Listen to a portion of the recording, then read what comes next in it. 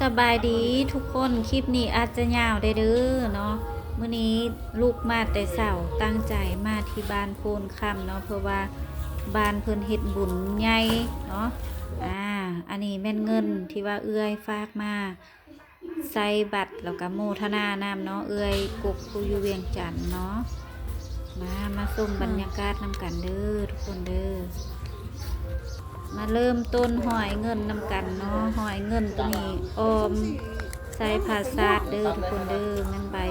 2,000ตัวนี้แม่นมีประมาณ50ใบเนาะมาออมใส่นี่หลังจากที่หอยแล้วพาเบิ่งนำกันเด้อว่าสิออกน้ำมางามปานใดอันนี้แม่นน้องเคยแล้วก็หลานเนาะอันนี้เป็นผู้ซอยกันได้ซอยครอบครัวนี่แหละเนาะครอบครัวเฮาแม่นจุ่มเอาใหญ่เด้อทุกคนเด้อแต่ว่าตอนนี้แม่นยังสาวอยู่เนาะคนยังบ่ทันมาหลายเฮามาฮอดก่อนเฮาก็เฮ็ดก่อนเนาะจังได้บุญหลายก่อนเนาะ หอยแล้วเฮาก็มาเล็งใส่อันนี้เนาะมามัดมาเน็ตใส่น้ำอันนี้ให้มันโอมมันจวดเพื่อประดับประดาให้มันงามคนยักษ์มากมาเฮ้ยถ้าโทรหาแล้วก็ฮับโทรศัพท์มันนั่นล่ะโทรหาเกือต้องเกือโทรหาฮับโทรศัพท์ล่ะย่าไม่ได้ดูเลยได้บ่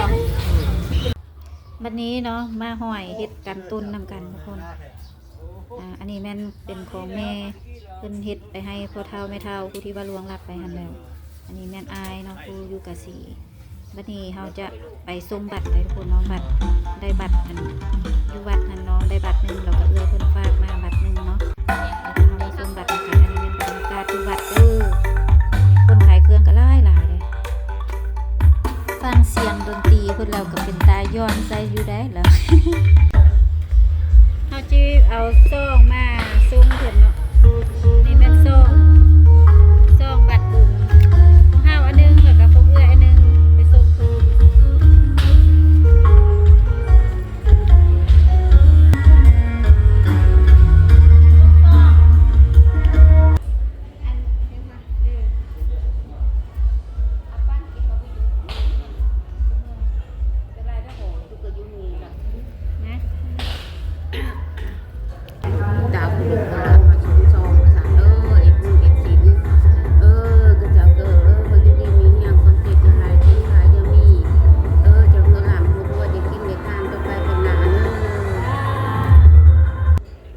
วัดแล้วเนาะก็ขอพรอยู่นำวัดเนาะให้อยู่ดีมีแห้งซื้อได้ขายมานให้เจริญก้าวหน้าเนาะหลังจากนั้นก็มาโหตีกองน้ำเพิ่นตีของน้ำเพิ่นเนาะให้ดวงให้ดังให้สุขภาพแข็งแรงเนาะอันใดดีเฮาก็อธิษฐานเอาเนาะแล้วเฮาก็มาตีกอง3 บาทเนาะบัดนี้กลับมาเฮือนบ่าวเนาะฮอดเวลาแห่กองเข้าวัดแล้วบัดนี้เนาะ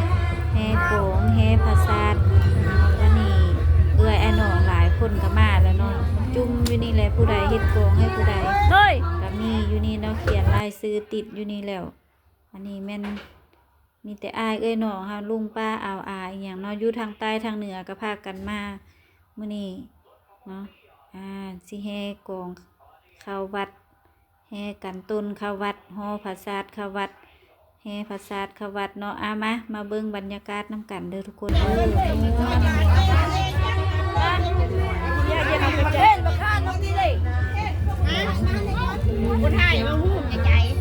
ช่พี่โอแล้ว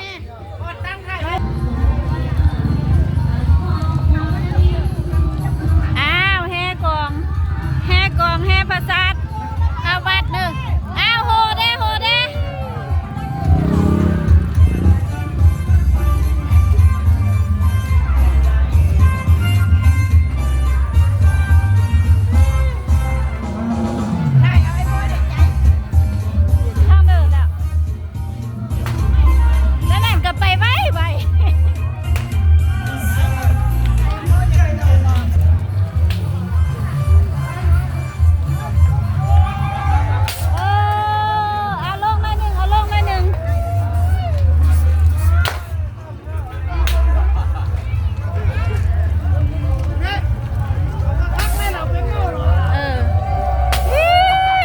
บสนุนคลิปโดยสบู่สครับผิวขาวป้าโท